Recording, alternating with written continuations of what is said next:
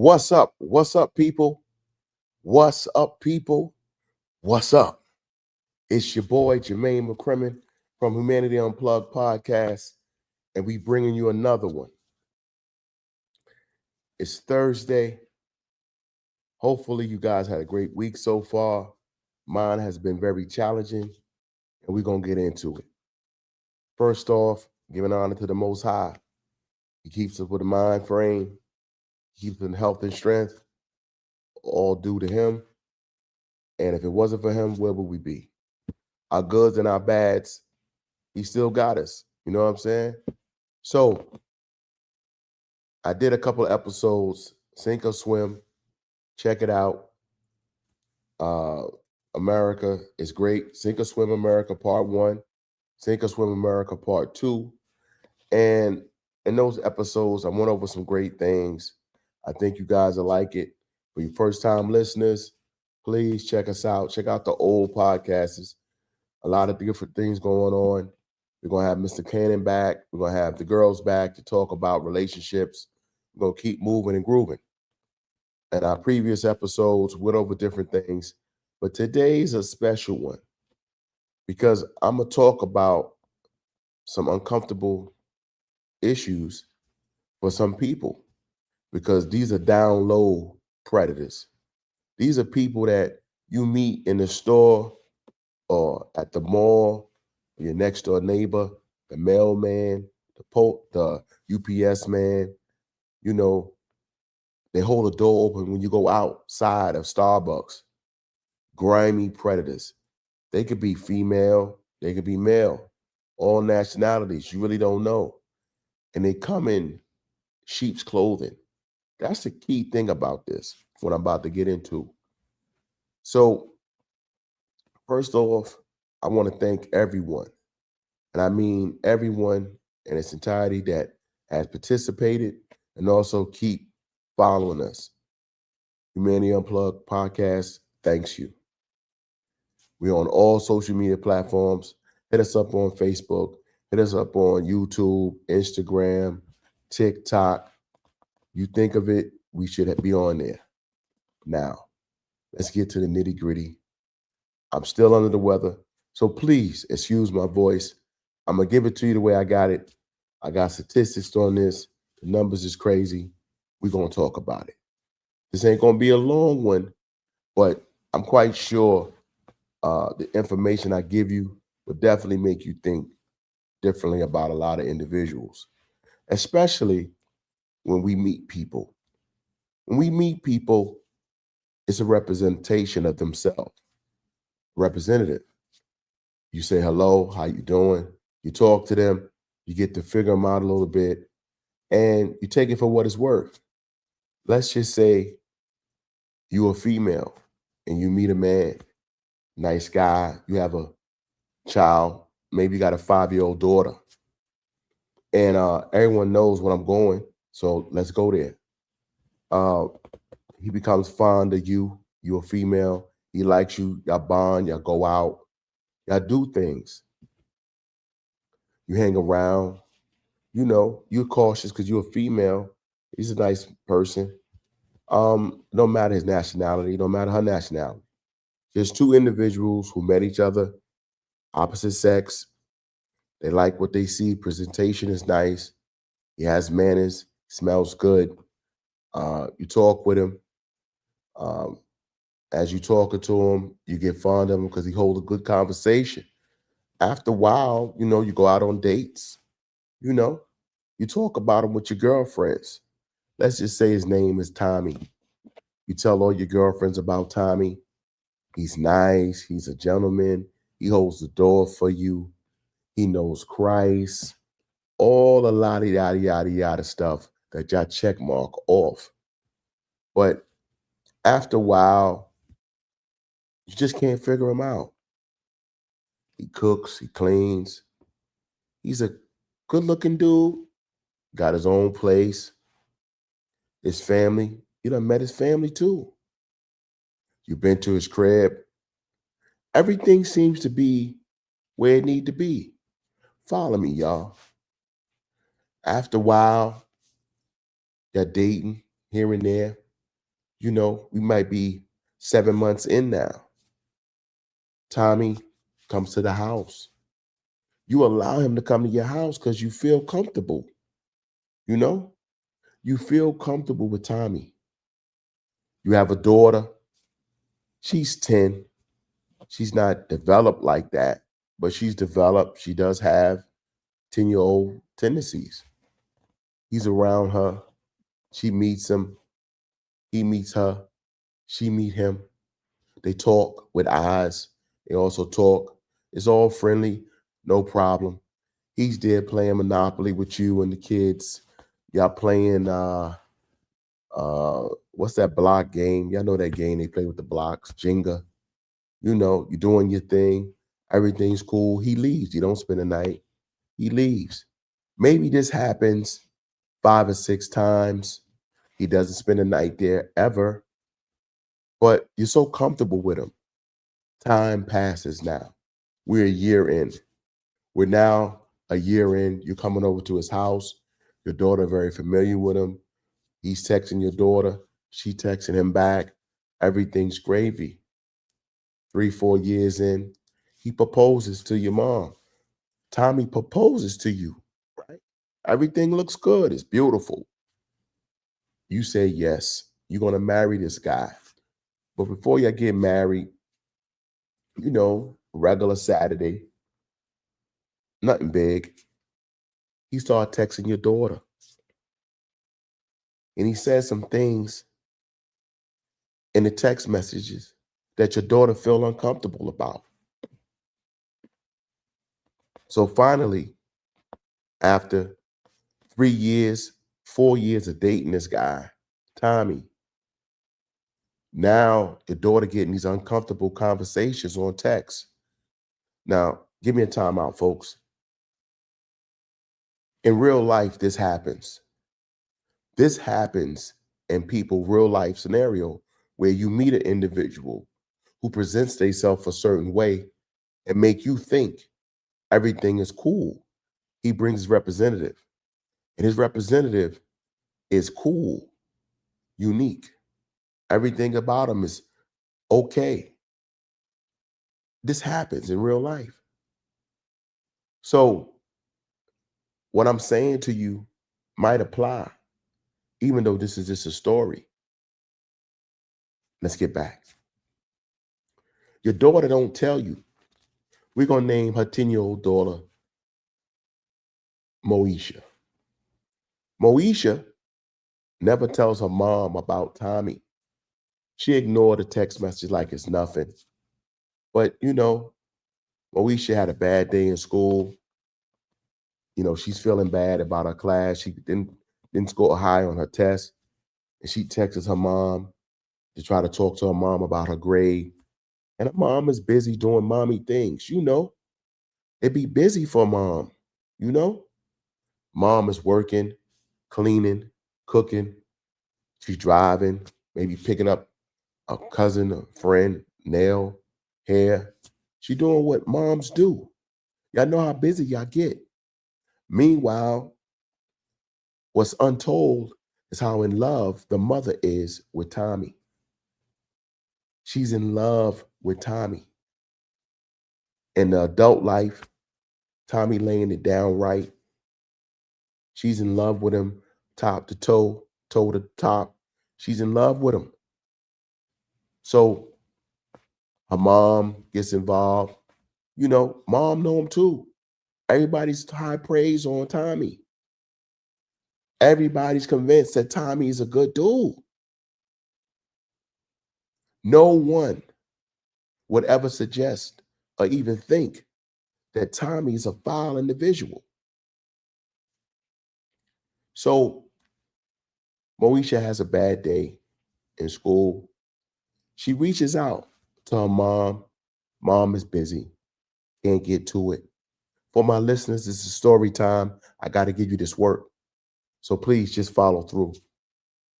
She reaches out on her text messages and texts Tommy. And Tommy responds.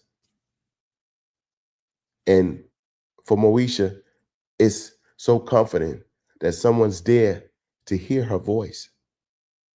Moesha says, Tommy, how you doing? Been having a bad day in school. I got a bad grade. Tommy replies, maybe need a back rub. Moesha don't like that. That's not what she was expecting to get from Tommy. She says, in response to that text, no, I don't think I need a back rub. Tommy says, maybe I need to rub your feet. She says, Tommy, I don't feel right that you want to rub my feet because I got bad grades. So Tommy told her, okay, well, when you get back from school, talk to your mom. You know, we could try to figure something out. Maybe you could take a makeup test, so forth and so on. Couple weeks pass. Again, Moesha having trouble, girlfriend peer pressure. They want to go smoke weed. Moesha don't want to smoke weed. She's a good girl. She's doing great in school. She want to be a nurse. She reaches out for mommy. Mommy don't pick up. She don't know nobody to talk to. The peer pressure is new to her. She don't know. So again, she reaches out to Tommy. Tommy's there. Tommy picks up that phone again. Tommy's like, yeah, what's up, Moesha? What's wrong? Through text. She says, I'm sorry to bother you, but my peers at school, they want me to smoke some trees with them. And I don't smoke weed, but they pushing me and pushing me. Tommy says, it's all right, take a hit. No big deal. And then later when you come home, we'll watch some porn together. She said, what? Moesha's in shock. She can't believe that Tommy said that to her. How could Tommy tell a 10-year-old that he should watch some porn with her? So quickly, Moesha responds in the text and say, no, that's something adults should do. You and my mom should do that. I'm going to tell my mom that maybe y'all should do that. Tommy replies, nah, I'm just joking, Time out, people. This is what really goes on in real life. This is how the predators act. This is what they do in real life. This is exactly how they play the strip. They play it just like this. They will tell you, no, it's a joke. Don't worry about it. It's nothing to it. It's a little jokey joke. People, he wasn't joking. Tommy really want to get up in Moesha, and she's a 10-year-old. Let's get back to the story. Anyway, that night, Moesha comes home. Tommy's not there, but her mom is there. She talks to her mom.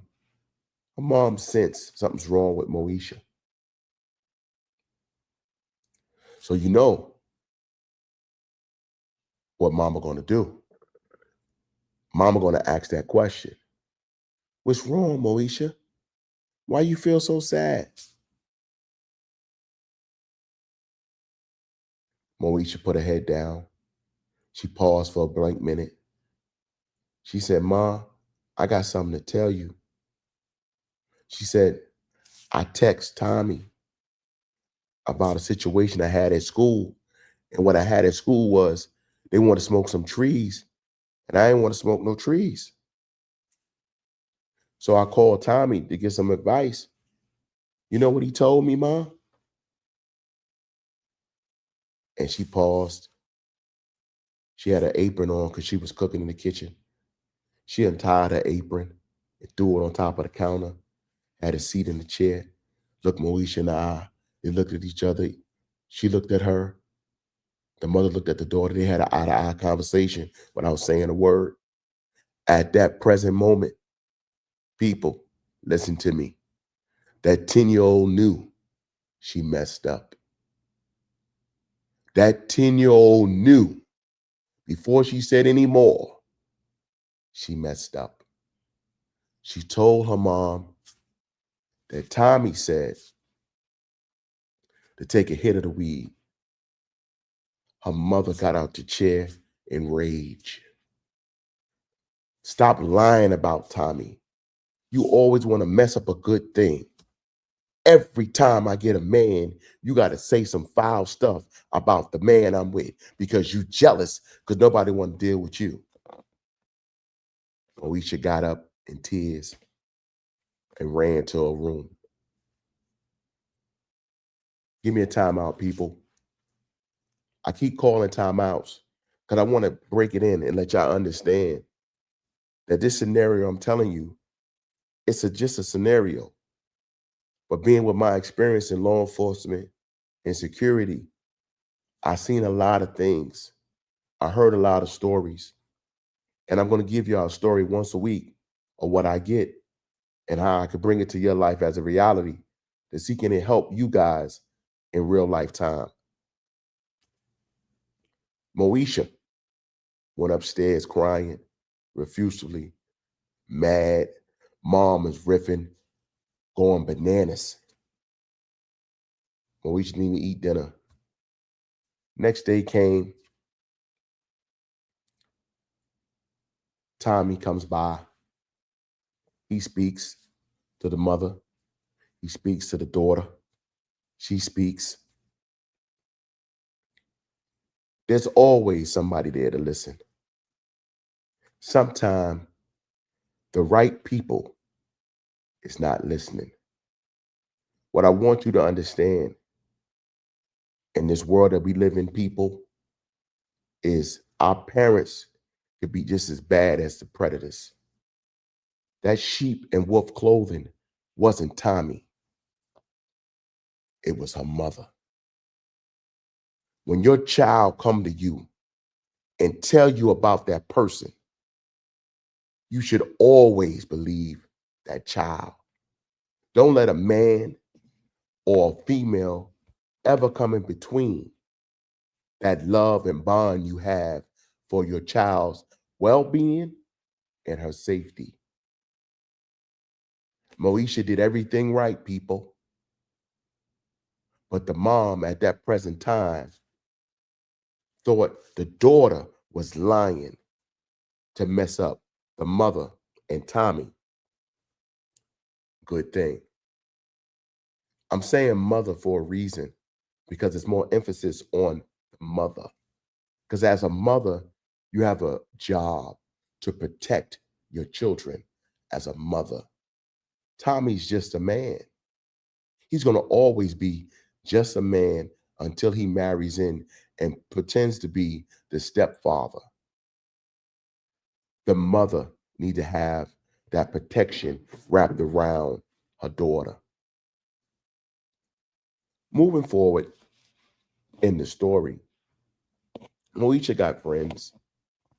She have a best friend, Tina. Tina's there. Tina heard all about it. Tina's mad. Tina crying. Tina losing her mind. Tina couldn't believe. Tina's 11.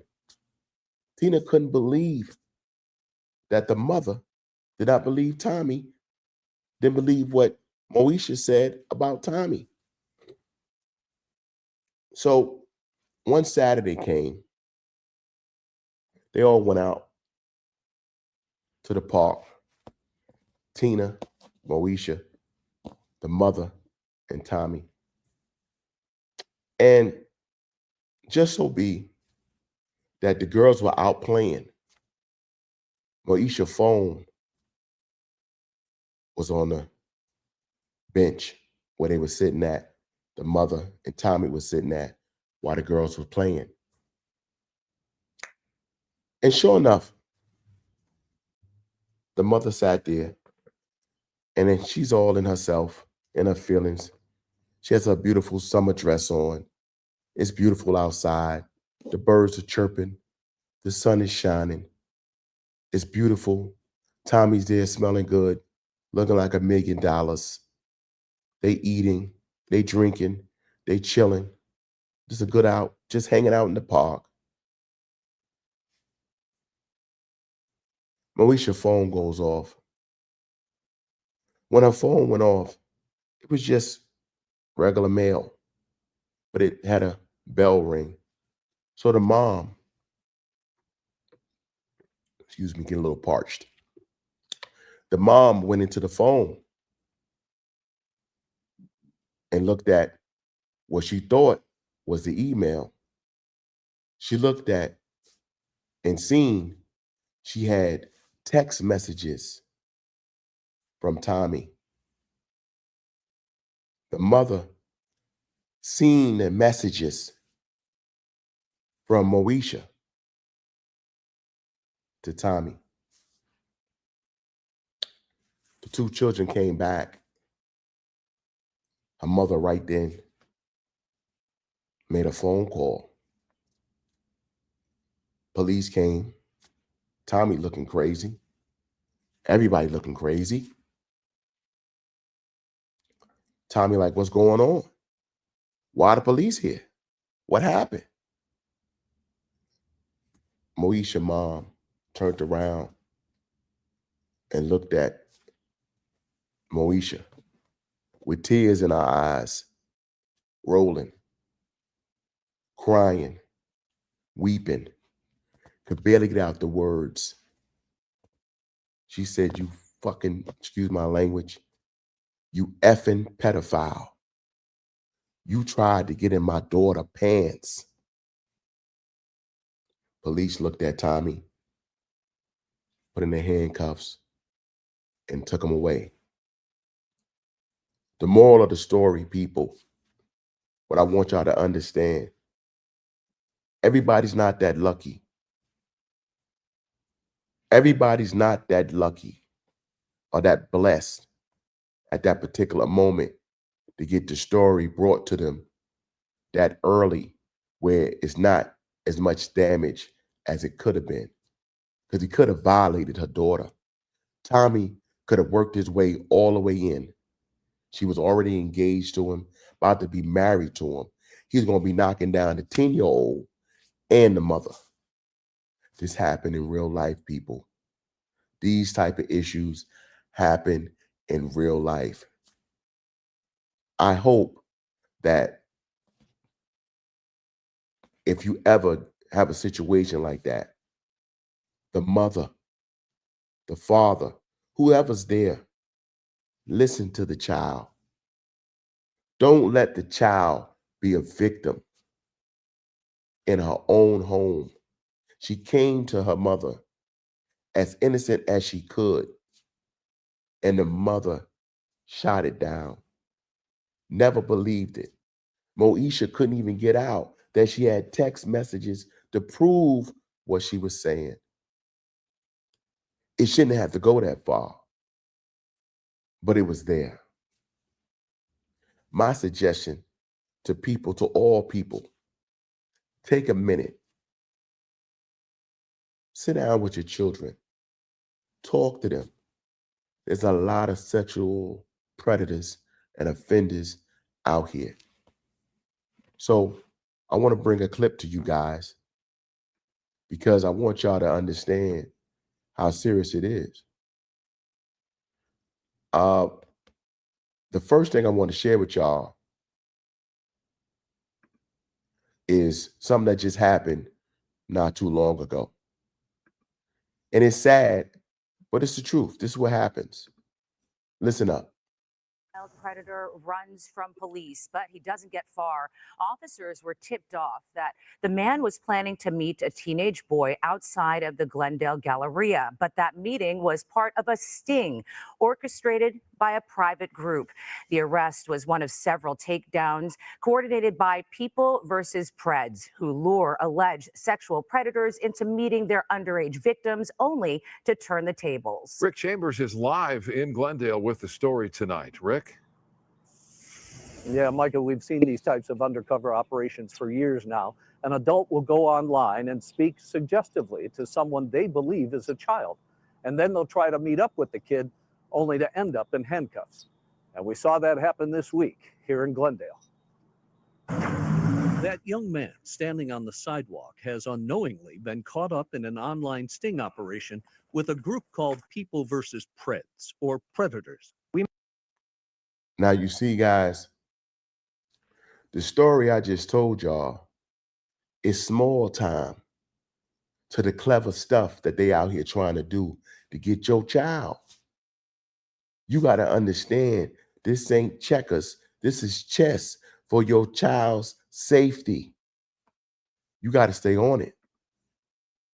We make accounts on dating apps and pose as underage children. So people reach out to us, we let them know that we're underage, and the conversation continues, goes sexual, and usually the people come to meet that said child. The man speaking is with People versus Preds, but wants to remain anonymous.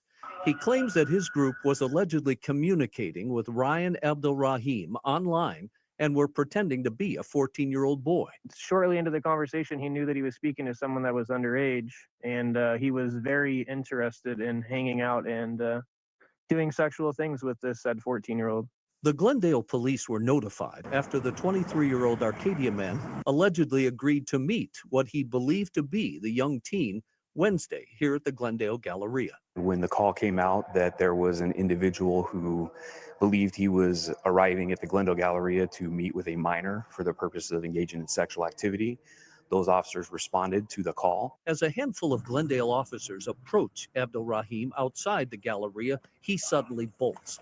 A member of People versus Preds is the one shooting this video of the suspect as he dashes by. After a brief foot chase into a mall parking garage, Abdulrahim finally surrenders to the officers. They're not acting as our agents. They're not doing this at our behest. But once they set up these types of meetings and they feel that the person's committed a crime, they call us and we respond to it like we would any other call for a crime that's in progress. Abdulrahim is facing 3 felony charges tonight and was arraigned this morning in a Glendale courtroom. People, I just want y'all to know that's really how it goes down. That's really how things happen. So what I just told you guys about is another version of how people take your child and violate them. Now, as we look at this, we say, okay, I get it. Let me just give you a little bit of statistics on this. Now I'm gonna give you some statistic numbers of what really go on, you know? And these are things you need to check out. So 93.6 of sexual offenders were men. 93.6 sexual abuse offenders were men. Now these statistics is 21 in 2021. I know it's a couple years old, but it's still accurate. In this time, that's what it was. 57.5 were white. 16.1 were black. 12.1 were Native American. 11.8 were Hispanic. And 2.5 were other races. 74.6 of offenders in case involving productivity of a child, pornography, were white. 53.3 offenders in case involving travel for prohibited sexual contact were white, and 27.4 were black. 61.3 of offenders in cases involving criminal sexual abuse, rape, were Native American. 65.4 of offenders in cases involving abusive sexual contact were Native American. 84.6 of offenders in cases involving statutory rape were Native American. People is going down just like that. They are out here and they're trying to take your child. Female, male, the predators don't care. Why should they care the preference? If you're not on top of your game with your children, they will be. It's a sad fact. I'm not going to hold you. Let me know in the comments if you like the storytelling. Let me know how you feel about it. Please, I'm begging. I'm begging today. Comment, let me know if we should continue with the stories, because sometimes we get a better understanding when the story is told. I'm your host from Humanity Unplugged podcast, Jermaine McCrimmon. I know I might sound a little funny because my voice and my cold. You guys stay strong. God bless. And everything comes from the Most High. I see you again on Tuesday. Peace.